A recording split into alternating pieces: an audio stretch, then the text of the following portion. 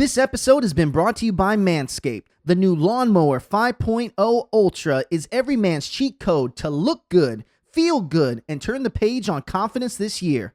Go to manscaped.com, use the code GULCH20 for 20% off plus free shipping today. This week on the Heart of the Gulch YouTube show, we sit down with musician/songwriter Emma Ragine. In our Walk the Line episode, Emma performs her single, Remember It. Let's check out the episode.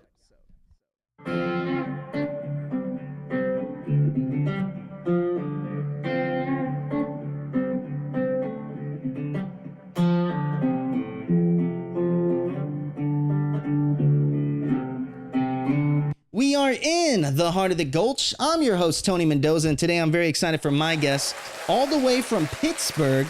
She's here in Nashville, Tennessee. I'm very excited for you guys to meet Emma Ragine in the building. What's going on? Hello, I'm happy to be here.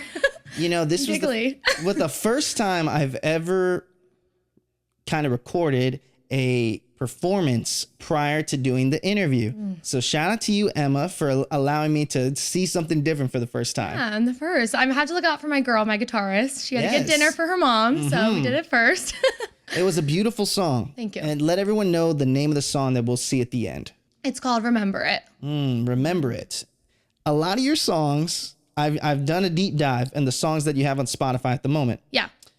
A lot of sad songs, and you don't come off as a sad person. Oh my gosh, I get this all the time. That's very funny that you said that, because I'm a very positive person, but I love the drama. I love dramatic songs, and I feel like those are like sad songs pair well with that. I have always been a very dramatic person, and making everything like as crazy as possible, even if it's not actually that. So I think just like writing heartbreak songs and sad songs has just come natural to me, which is very funny because I'm not like a sad person. No, you have a freaking fiance. Yeah, I have a fiance, so I'm very happy. And sometimes he'll be like, what are you even writing about this one? I'm like, it's past emotion that I'm like, I don't want to let go of that because that's good material for songwriting, you know? Speaking of good material, in Nashville, we're known for having some of the best songwriters in this town. And I'm guessing, I want to know, how often did you make the track to Nashville prior to today and other times? Yeah. So I lived in Nashville. I went to Ohio State for school, and then I graduated, and I, oddly enough, like, I did not know what I was going to do. And because I had a journalism degree, but I was like, I'm just not like ready to like go get a job. Like, I feel like I need to be pursuing music. And my parents told me, they were like, we support it, but you can't just go out there like with nothing, like no connections, nothing, just like, winging it. And so oddly enough, I had an old vocal coach who told me that she had a connection to Francesca Bettistelli, her friend's old manager, and she kind of like sent my music over to him. He was super interested. He gave me a call, and he was like, I want you to come out here, bring your parents, meet me. And then it went well. He signed me, and so that's why I came out here. So that's wild. Yeah. You unloaded a lot there. So let's go to the beginning, right? So when did music officially become a part of your life? When I was very, very little. I used to write songs, Christian worship songs, actually. When I was about, honestly, 10 years old. My parents were always like, this is weird that she is able to write songs like this at her age. And I just full out write songs. And then I would start to sing them at church, or just sing at church in general.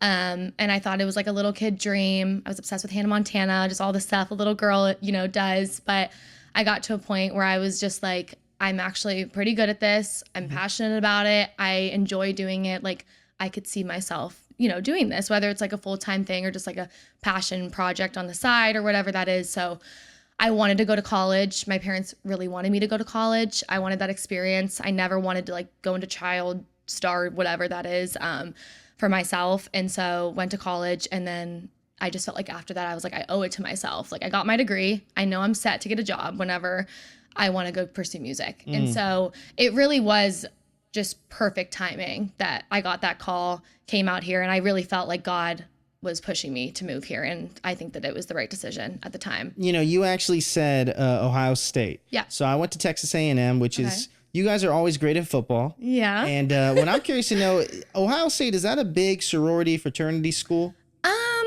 No. I mean, okay, if you're talking about Alabama.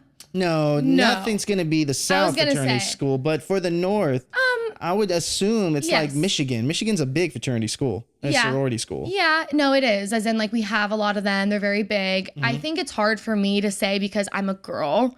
So I never wanted to be in a sorority, and I never had to because, like, we get to do whatever we want. For the guys, I think they would say, like, yes, because they didn't get to do a lot if they weren't in a fraternity. Did you sing during college? I did. I was on a worship team in college for Rock City Church. So I would sing there. And then I also released a whole pop album while I was in college, but I took it down from the streaming platforms. People question that a lot, and I kind of understand it. But I think when I moved to Nashville, I really wanted to rebrand myself. And I was like, I just need to, like, this was a good start album. I'll probably come back to it. But I kind of just wanted to, like, rebrand and have a fresh start. Do you find it interesting now that country is pop in a way? Yes, I do. I've always wanted to go into country pop. I just felt like at the time I was like 17 years old, 18 when I wrote those songs. When I released them, I would say I was like 19 or 20. So like I was really proud of the work that I did, and I was proud of those songs, but I just felt like I matured so much since that music that I didn't want to come to Nashville and like anyone had of me was those songs. That's true, because when people come to Nashville, you get labeled quickly in this town. Oh my gosh, quickly. That's the craziest thing. Is like quickly. If you are a Broadway musician, the labels will label you as that. Yep. If you're a songwriter musician, that all you do is play songwriters, they view you that way. Yep. And then if you are, a lot of the musicians that we hear today had a very short, like Megan Maroney, Ella Langley a little longer, but Megan Maroney specifically, she had a very short run being a songwriter rounds, but they had the label behind her, and now she's Megan Maroney. Exactly, yeah. So I'm wondering, you coming into this town, and you lived in this town. I did. And then you relocated to Pittsburgh? Yes. What made you relocate? My fiance was a year older than me when I was at Ohio State.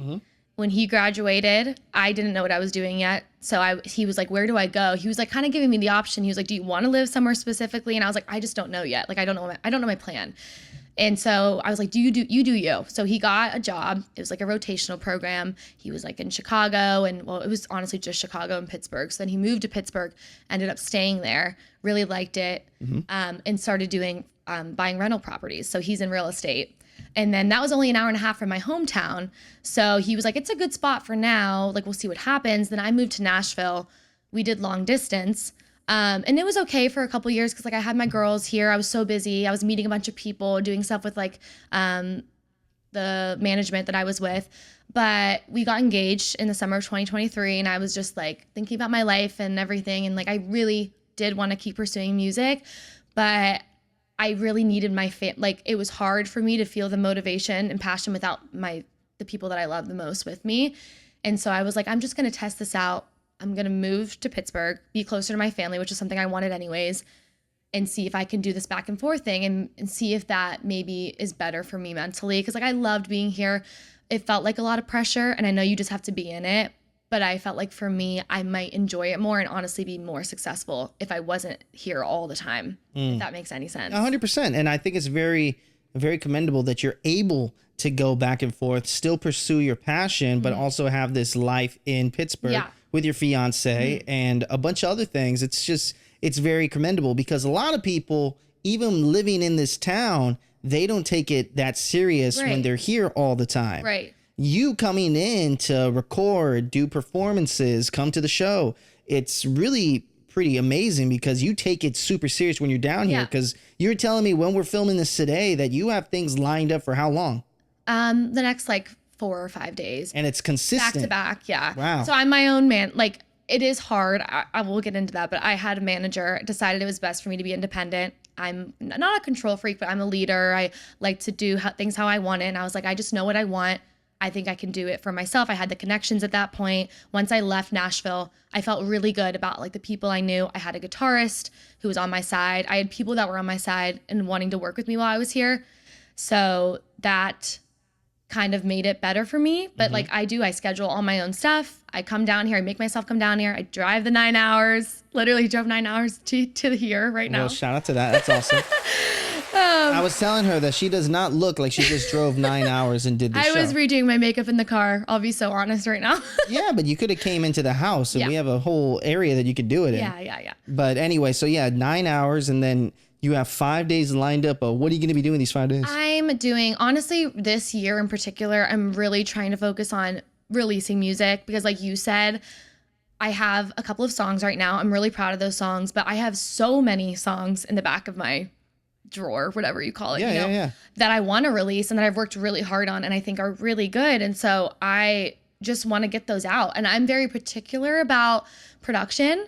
And I think that's okay to be that way. You know, I'm not a, Megan or Morgan Wallen where I can pay for like crazy production, but I have a lot of faith in these like local producers and I work really hard with them and we take time on our songs. So I'm just trying to make as many trips as I can and get as many songs done as I can because I want to release an EP at the end of this year. I have a single that will be coming out, right now it's just like a lot of production for me and a couple of co-writes and stuff like that.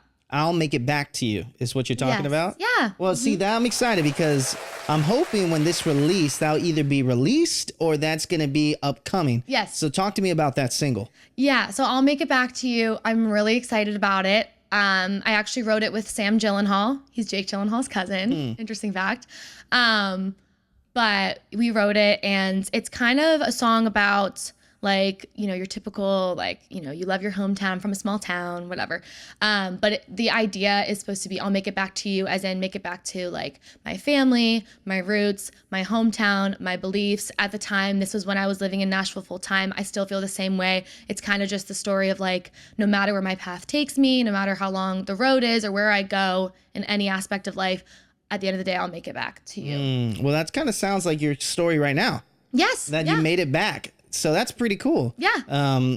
When I think about musicians and coming to Nashville, it's a different perspective for you every time. So when you come back to Nashville, when you do these trips, these 9-hour trips, what are like some of the goals there? So I'm guessing start recording when you come down here, or do you record over there in Pittsburgh? I record here. I try and record everything here. I might open the door to recording in Pittsburgh, but I just, like I said, I have a lot of faith in the people I work with here. And I want to keep my roots here. And I don't want to get to a point where I'm recording in Pittsburgh and then I'm like not coming here as much. Or I'm like, oh, well, I can do this from Pittsburgh. I don't want to do it from Pittsburgh because like the connections are here and the people I want to grow with in the music world are here. So it's packed. And I told my fiance earlier, I'm exhausted by the end of these trips, but I feel so good and fulfilled because I have to make the most of it when I'm here. So it's very impressive because you have to think strategically when you come to Nashville. You got to see what's the right time to do things. And I would assume in the 5 days that you're here, there's not a lot of dead space. No. Maybe a little bit. Maybe you have some time to go out with some friends. But other than that, I would think in the daytimes, you're going at all times, all day. Yeah. So what about when you're talking about doing these recording sessions? Yeah. I'm guessing you're recording from scratch every time with ideas that you made in Pittsburgh, or these ideas that you've had for a while? When I was with my management in Nashville, we wrote a ton of songs and we got a ton of demos, like a ton of rough demos. So I'm sitting on I have 20 songs that I'm trying to push right now. And I'm still writing. I write a lot by myself in Pittsburgh. I like to write here, but I feel like that's the one thing I can do in Pittsburgh. Just really get my creative juices flowing. But yeah, when I'm here, it's really taking those. Honestly, I've been lucky because a lot of the times I'll come to the producer with a demo and I'm like, let's do something with this. But I also don't love that. And I kind of want to stop doing that. I kind of want to scratch the demo because I've noticed that somebody called it something. It's like when you get so in love with the demo that you can't move on from it. So then the new producer who didn't do the demo is like, well, I have an idea for it, but you're so obsessed with this demo that we can't get there. So anyways, it's all songs that have already been written. Some of them have demos, and then we just take those and we're running with it. And I'm like, let's make this into something amazing. Well, you know what? Speaking of making something to amazing, this show wouldn't be amazing if we didn't take a stop real quick. Thank the sponsors of this video, and we'll be right back with Emma right after this. This episode has been brought to you by Manscaped. The new Lawnmower 5.0 Ultra is every man's cheat code to look good, feel good, and turn the page on confidence this year. Go to manscaped.com, use the code GULCH20 for 20% off plus free shipping today. So, speak to the person that's watching this right now that could be watching this from all over the place and they move into a brand new city. What are some steps they can take to make that city less daunting to them?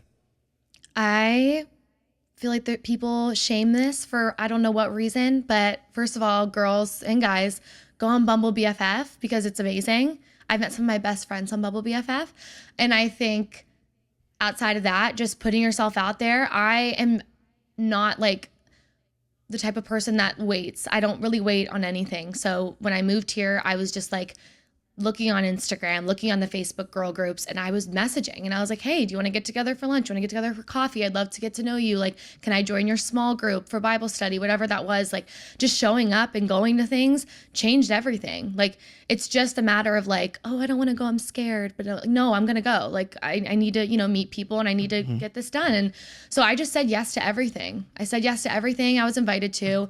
I went to everything. I went to all the writers rounds. I went to any co-write my manager was getting me. I went to Bible studies. I went to church, all these different things. I went out to meet people, and then everything else was just history. Like, it just went well. It went really well for me. I think that's important. A lot of people don't do that.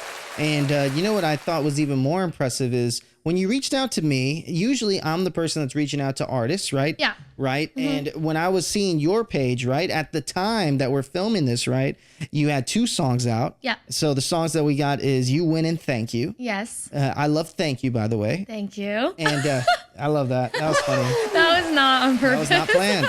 Now, but what's very impressive, though, is that you are not afraid to ask. Yeah. I think that's a thing that a lot of people don't do.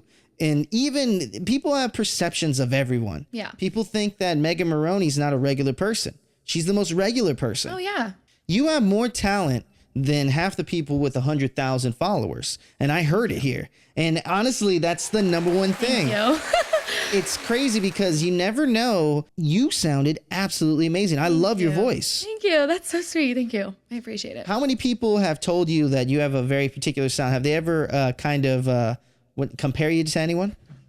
I'm seriously not saying this because like I'm very confident in who I am, my voice and everything, but I've never, like, maybe it's just because I hear myself all the time, or anyone who sings, like, they hear themselves all the time. So I never thought of my voice as like completely outstanding, but I knew that I was like, I have a good voice. I'm a good songwriter. I have the personality for this. Like, I knew I had all the pieces to make this work for myself, and I still think I do. But I've actually heard that like a lot. Like when I perform live, I've had people come up to me and they're like, your voice is so unique, or like it's so different than what and I'm like, is it? Like, I don't know. Like, I just think because you hear yourself, you don't think that. Mm-hmm. I've never heard of anyone say I sound like anyone, though. I've only ever heard some people say your voice is very like unique and different.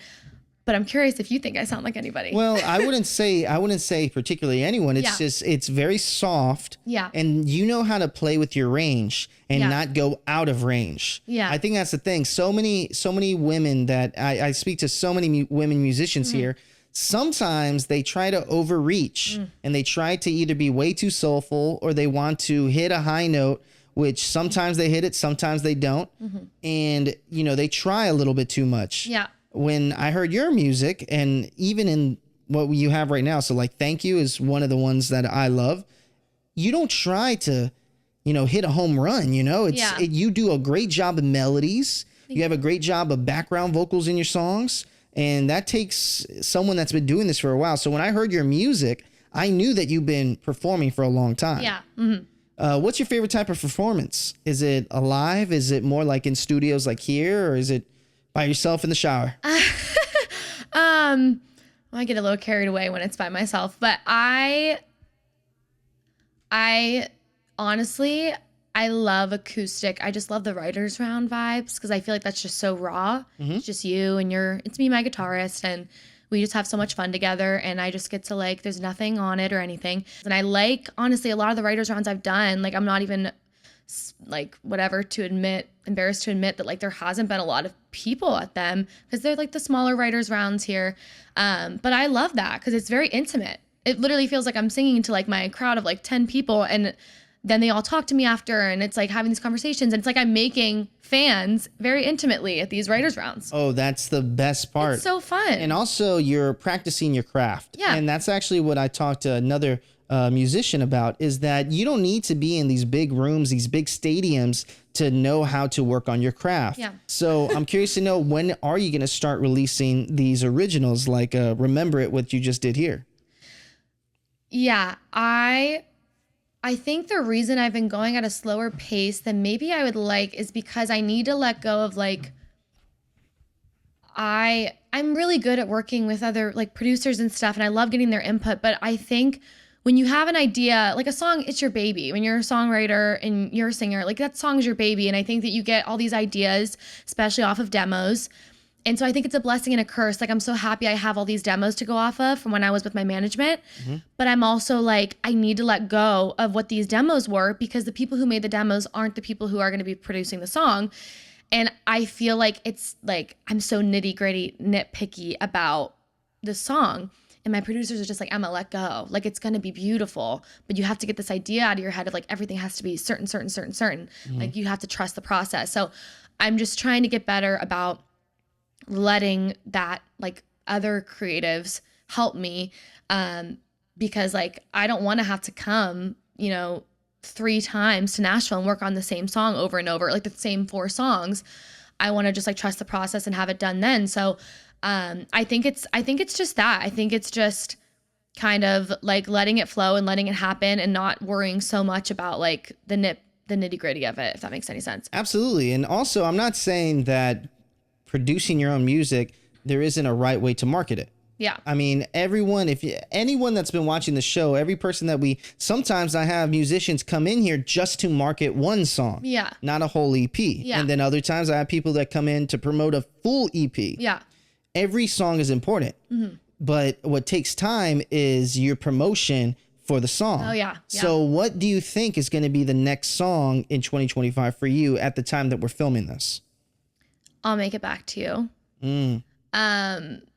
That, and I have a wonderful, do you know who Riley Mao is? No, I don't. Mm-mm. He's amazing. He is a videographer. Shout out to Riley. Yeah, he's great. I don't even like the fact that he works with me, like that also says a lot, because he's just like, I want to work with you and I want to see through your journey, whatever that is, because he trusts it. And he's been an amazing friend to me and colleague and all that stuff. But he's worked with like so many different artists. And him and I will do like little shoots. That's how we promoted Thank You. It's how we promoted You Win. We go out and like almost like little, like not full on music videos, but like little clips. Well, you do a lot of modeling too, right? I wouldn't say a lot. I dabble in it a little bit here in Nashville. Like, I'm doing like a bridal modeling shoot on Sunday while I'm here. But I definitely like that camera.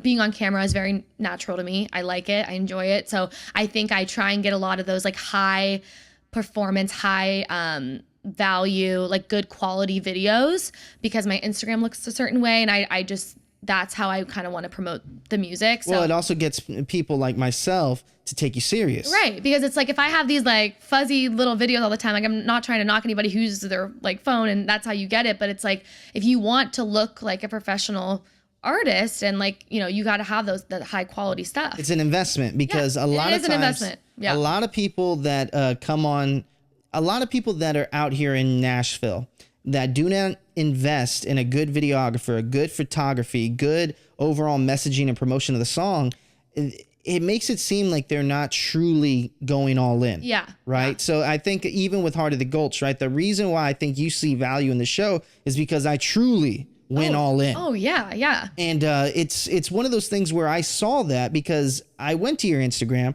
I saw the covers. You obviously have an amazing voice. Thank you. But if it was just the covers, right, and it was just on your phone, I would actually have hesitancy of having you on the show. Mm-hmm. Once I went to your YouTube and your Spotify, even though the numbers are going to jump up on Spotify, everything sounds so much like you invest so much of your time into it. And now learning your story about management and that you've had this before. Yeah. I mean, it really does show it. And I can understand it was Riley, right? I can understand why Riley wants to help you along your journey, because you give me the vibes of someone that is going to turn this into a major career. Yeah. Also, I will say like I have gotten a lot of mixed opinions about this, but I do have a full-time job, and that's something that I've been told by like half the people, like, oh, you can't have a full-time job. You need to be working part-time job to make this work. And then I have the people that are like, don't let anyone tell you that. Like, you can do whatever you want. The full-time job has been so good for me because, well, one, I love it and it's very flexible with my music career, but also it's why I can pay for that high quality stuff. Now, I'm not gonna lie and sit here and say like my parents did help me when I first moved to Nashville. Dude, my parents are helping me now. Shout out to my parents. No, seriously, it's like they believe in me and they love me and they invest in me, and so I really appreciate that. But there was a point where I was like, I want to be able to do this on my own. I'll feel better and I'll feel more passionate about this if I'm like, I'm doing this. And my job helps me do that. So I don't think I'd be able to come to Nashville, make the trips, pay all the money in gas, pay these, high quality videographers, photographers, producers to do all this stuff for me if I didn't have the job. So I'm very thankful for it. And I honestly don't think that one could exist without the other. Like they really coincide in my life. And it also gives me some structure. I'm not sending to anybody here who's like doing the part-time job thing and like, paycheck to paycheck. That's great. That's amazing. That's, good for them. But I think for me, this structure makes it so that I'm like, okay, I'm almost rewarding myself. Like I have the job, so now I can go use that money and everything I'm making from that to like go do my passion. And that's how I'm able to get these high quality videos or get this music video I'm going to fly my videographer out for in the summer for I'll Make It Back to You. Like to do all this stuff, like that takes time and money. And I feel like that's what my job allows me to do, just having that stable lifestyle. Well, it's glad that you actually talk about it because a lot of people don't talk about that. Yeah. And also I would say that, there's nothing wrong with having a full-time job or a part-time job while you work on your dream. Right. I will say it's a little easier for someone to get off track because of the money they make. So when you're making XYZ money on your job, you because money makes the world go round, you're going to want to focus your time on that. So what I think musicians in Nashville and creatives like myself, the reason why we do not have a full-time, part-time job is because we feel that we cannot get everything that we need to get done with it. Right. Especially like you got to see, or you were told how many interviews I have in a month. Right. That's nearly impossible with a part-time job, let alone a full-time job. Right. So it depends how bad you want it. Also, I think it depends on the full-time job. You know what I mean? Because my job is extremely flexible and I have 4-day work weeks and I'm working the entertainment business. So I work in influencer marketing and celebrity marketing. So I get to work, I've worked with like David Henry and Zach Shellcross and The Bachelor and all these cool people. So honestly, having that job has helped me in the music because it's like great for networking too. Mm-hmm. So I'm making good connections. So I think that like, it's not just like the job. Like I understand how like the job with trying to do a music career is hard, but I think I just got very blessed to work in something that I really enjoy and doesn't feel like a job to me. And they also are super supportive of the whole music thing too.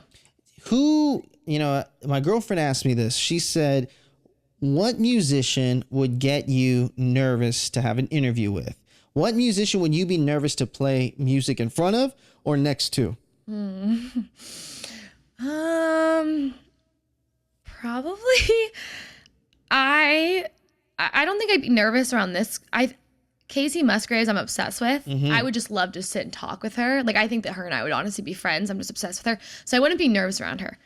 I feel like I'd be nervous around Ella Langley. Really? Yes. Why so? She's so sweet and I think she's the sweetest person. Like on social, she seems like she's so normal and sweet, but I just think she's so good. So talented that not even nervous. I think I would just want to impress her because I love her music. I am really into I think the one thing I love about country, I'm very country pop, but the one thing I love about country, bringing that aspect in is the hard instrumentals, the music, the drums, the guitar, the banjo, all the instruments you can bring in with country. And she gives that rock, that gritty to her songs, but she's so beautiful and she's very, feminine and in touch with herself. So I feel like she's got that mix going on that I honestly love and I kind of want to be as an artist at some point. So I think it would just be nerves in that way. I don't think that she'd be so sweet. When she asked me that question, I was like, okay, honestly, who would get me nervous to talk to? And I'm curious for you. Carrie Underwood. Really? And you know why Carrie Underwood, besides her looking amazing and everything like that, is that she's a very strong independent woman that I know that every question I'd ask her, she's media trained to the highest level. Oh yeah. To the highest level. Oh yeah. So any question I ask her, I feel like she would deflect it. She's so good at answering questions the way she wants to approach it. Right. This is something that, and you know, not to make this any more about me, but this is something that I've noticed while interviewing for 3 years now, is that when you meet the people that actually know how to answer questions and deflect, it makes the interview so challenging for the interviewer. Oh yeah. Because they will answer your question slightly, but then turn it into what they want to talk about. That's what would scare me about Carrie Underwood. No, that's valid. She's strong. She's a very independent woman. And it would be a very intense conversation because I would try to get her to show the more feminine side because I think she's so, you know, she's a strong boss, you know? So I love that. Yeah. All right. Well, real quick, before I got to take another quick break here. Okay. Reset. I want to play a game. I got this little spinner over here with some random questions. I've been wondering what that is. I've been like nervous about it, but also excited. Well, let's do it after this. So we'll be right back with Emma right after this. Oh, I didn't see you guys there. Hey, if you're enjoying the content that we provide, please consider subscribing to our Heart of the Gulch YouTube show. Hit the subscribe button that's right in front of you, or hit the Heart of the Gulch logo over here in the corner. And of course, like magic, hit the recommended subscribe button that's over here in the banner. We would love to have you guys here at the Heart of the Gulch YouTube channel. And let's get you back onto that interview right now. Okay, so let's bring it out. All right. Maybe you'll break the streak. I hope so. I hope I break the streak. We will do 3 spins. So go ahead and throw it. Yeah, 3. Okay. Give it a good spin. Sorry, put this in. Okay, let's see here. All right. One more, 2 more? No. Just read that one. You just spinned it right now. So what does it say? Okay. Most embarrassing moment on stage. Put it down right here. Oh, come on. What's been your most embarrassing moment on stage? I haven't done anything. Oh, wait. Oh, I actually have a good one. So I have a song called Bad Man. And it's about how my ex, so basically, like, we're fine now. So I'm not trying to dish on to, you know, but my ex, when we broke up, he was with another girl, and then he got her pregnant, and she had twins. And I was explaining that story to everybody in the audience, and it was supposed to be like a serious like conversation. I was like, this is a song called Bad Man. It's about how my ex, like, we broke up, and then he went and, you know, he got pregnant. I said he got pregnant. And I like was going on about that, and like somebody in the crowd was like, a man can't get pregnant, lady, or whatever. And everyone just started like cracking up laughing. I didn't even realize I said it. So then it was just like so like everyone was like dying laughing. I'm like, guys, it's really not that funny. And then I just like felt like I could not stop laughing when I was singing the song. So not really embarrassing, but just like kind of random. Well, I mean, it happens, right? It happens. You say things that, you know, you're in the moment. It's interesting because when you're on stage, sometimes people will not realize that they're hecklers. Hecklers happen every time. And it was on Broadway too, so you can imagine. Oh, so you were playing on Broadway at some point? Yeah, this was at Tin Roof on Broadway. What do you like about the Broadway stages versus the songwriter stages? I like Broadway. I think it's just, again, like, I don't know what else I would expect, but I think it's just sometimes the drunk people, the intoxicated people, like, they'll say things or do things, and it's just like, I think there's always like a little bit of me that like when I'm singing, I'm nervous. So I'm like, is someone going to come up on stage? Is someone going to yell something, or is someone going to do something? So I think that I do enjoy like just this, you know, the writers round stages a little more because people are a little more calm and cool and collected, and like they're listening and they're into it. And sometimes when it's on Broadway, it's like everyone's drinking. It's like, oh, you know, not as, you know, but it's still fun. I think just like for what I like, the acoustic vibes, it's more ideal to not be on Broadway, but I like Broadway. It's fine. When you're doing your own sets, right? Your own original music, what's going in your head while you're waiting? So take me into a writer's round where there's 2 other women or 2 other guys on the stage. You got done with your song, and then you have to wait for 2 more people. Oh, that's such a good question. What are you thinking in that time? That's such a good question, because I feel like I've had so much growth in this, because that is such a good question. Because when I first started doing writers rounds, I was nervous. I was so freaking nervous. Like, the waiting time was honestly awful. Like I was like, can I just like do this over like all my songs and then be done? Because I was just scared. I think it was like a lot of comparing of like, how is this person sounding? Are they better than me? Am I not good enough to be up here? And I feel like a lot of people deal with that the first couple times when they're like getting started on performing live. But it was a lot of that at first, and just a lot of nerves. But now it's just like, I enjoy listening. I love doing the writers rounds because I'm like, I love listening to these new songs. And, you know, I honestly, I've been to some writers rounds where I've listened. I'm like, oh, I'm going to download that on my playlist. Like, that's so good. So I think it used to be like, I wasn't even paying attention to them. And now it's like, I'm fully listening. And it's like, I get to watch a show while I'm performing the show. Like I'm literally at the show as a fan and I'm also singing. So I think that's kind of what it turned into, which is nice because the nerves kind of went away. Yeah, I always wondered that because when I see people wait, because we went to a 4-person's writers round, there's a little guy that's running around. I'll try to get it next time he comes around. I'm watching him so he doesn't get on me. But when I do go to writers rounds, I just went to one that was 4 people, and my gosh, that wait time for those people was a long time. And I'm just wondering what the heck is going through their minds. Yeah. So let's see if we get another 2. Let's do 2 more of these little spin the wheel. Okay, so bring it up here. Let's do it. Get another question going here. Let's see. Let me spin a little harder this time.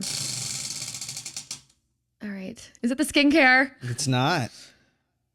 Oh, wait. So I think dream collab, dead or alive. Dream collab, dead or alive. All right. I feel like I should be cool and pick someone that's not alive. We'll do one of one. This might sound controversial. I love female artists. Obviously, I just told you I love Casey and Ella and all them.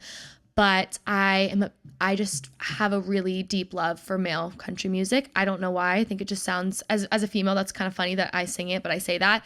But male bands, like I love Old Dominion and I love Midland. I think it would be Midland.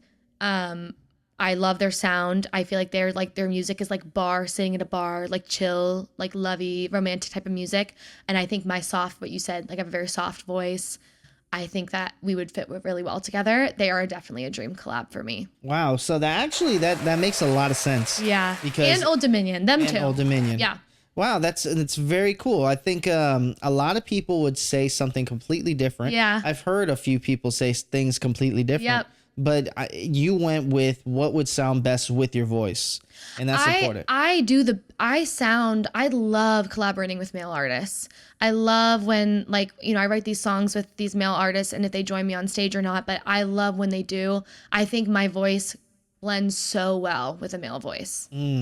It's something that's going on now because you just brought up Ella, and Riley Green and Ella just seem like a pair that's going on everywhere. Yeah. It just seems that collaborations at this time that we're filming this is super popular. So popular, yeah. So I'm curious, was the song that you played for me today for your Walk the Line segment, was that supposed to be a collab?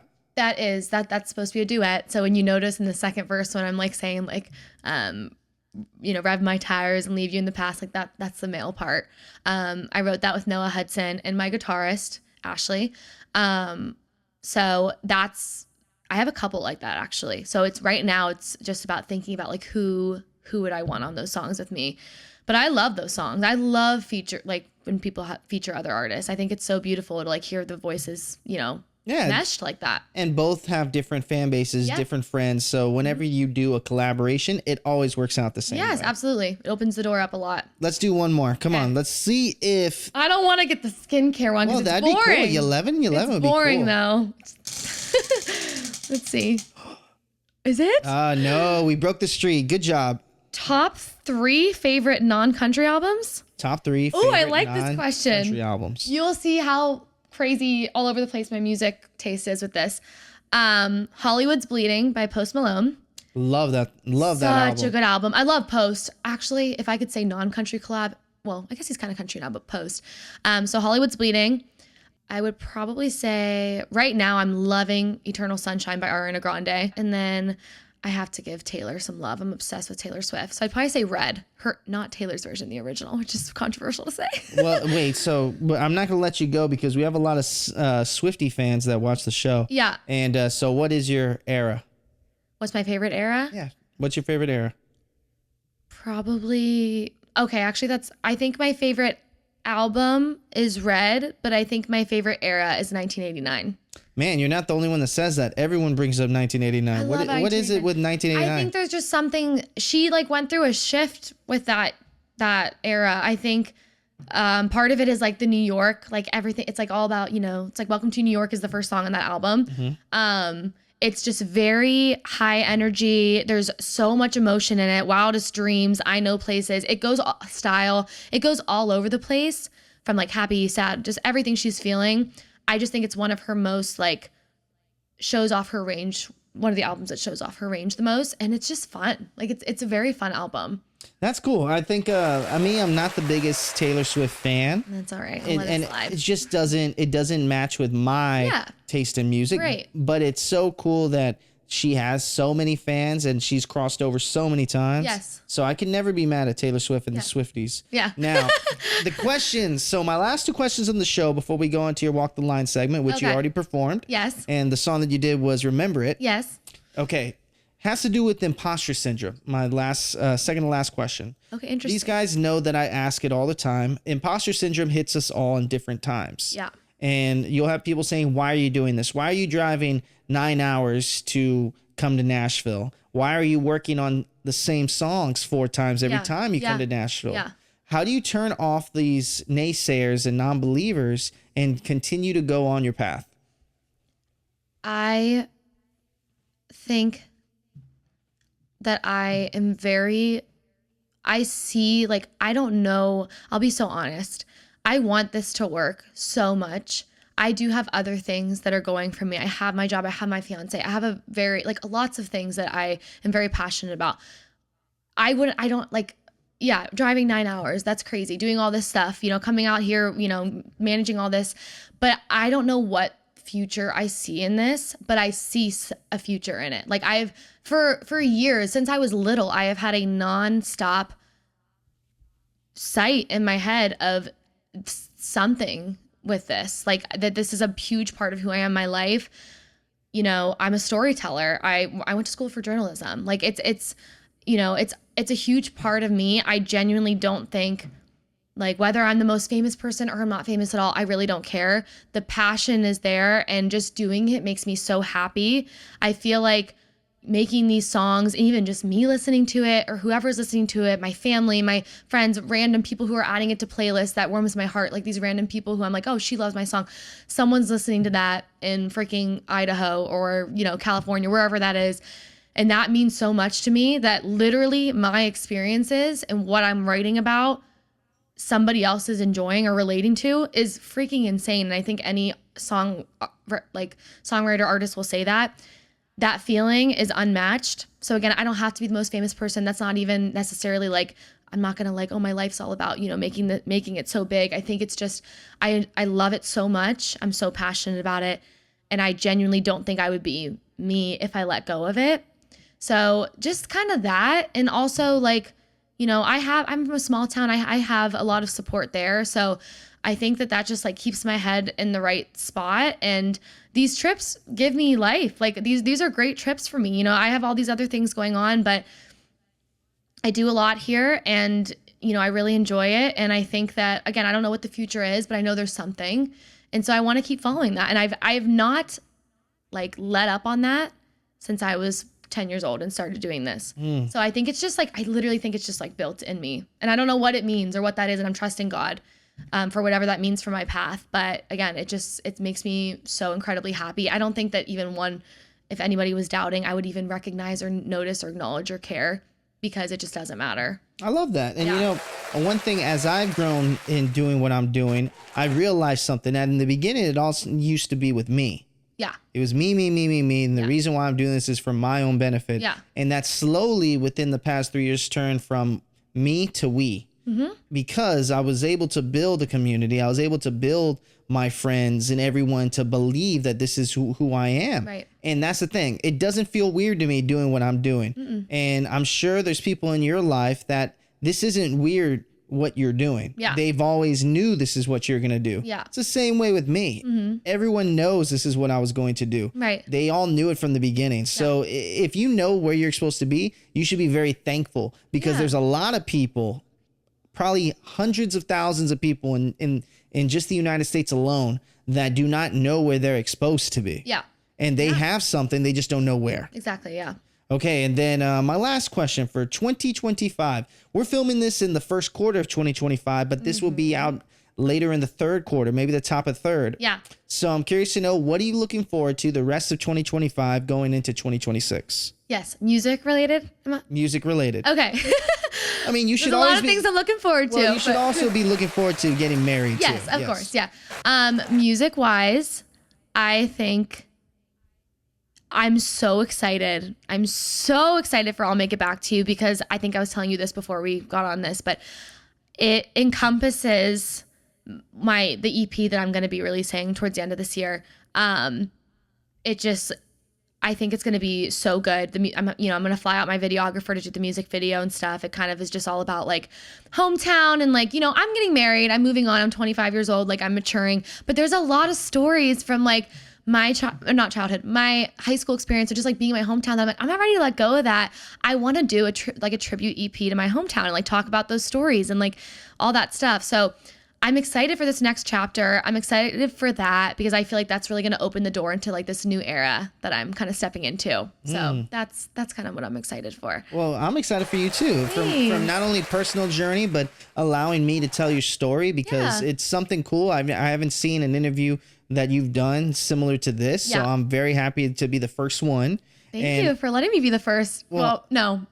For letting this be my first. Yeah, absolutely. And I'm also excited that, people got to know what's planned ahead. Yes. Because a lot of times if you just looked at your Spotify, you don't know what's planned ahead. Nope. And this is what gives you the opportunity to tell people what is. Yeah. So I'm excited for that. But the way that we tee off your Walk the Line segment, you look straight into that camera right there. You say your name and you say, this is how I walk the line, like the Johnny Cash song, Walk the Line. Okay. And then we will transition it to Remember It. Okay. You ready to do it? Yeah. Say one more time what I have to say. Just say your name. Hi, I'm Emma, and this is how I walk the line. Okay. All right. And hello, I'm Emma Ragine, and this is how I walk the line. I don't know what it is about this place, 'cause I never hear your name when I'm away. But all our high school friends, they got a lot to say. I guess from the outside looking in, we weren't great.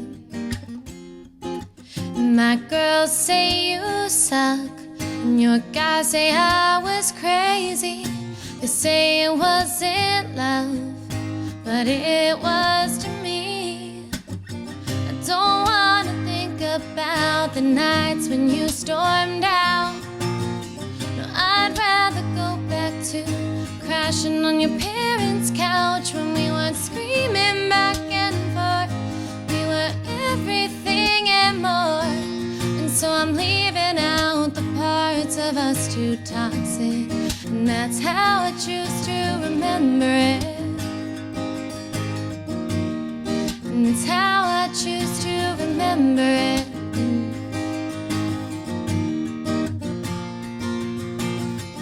Ever since you left, this town feels different.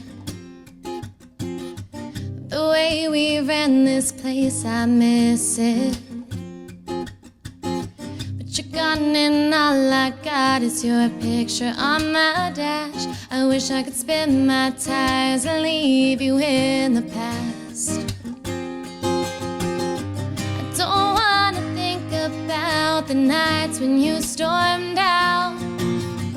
I'd rather go back to crashing on your parents' couch when we weren't screaming back and forth. We were everything and more. And so I'm leaving out the parts of us too toxic. And that's how I choose to remember it. And that's how I choose to remember it.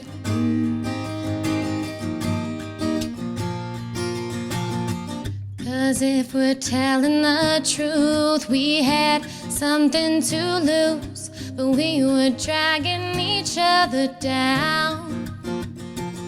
But We can't lie to ourselves, you know we fight like hell.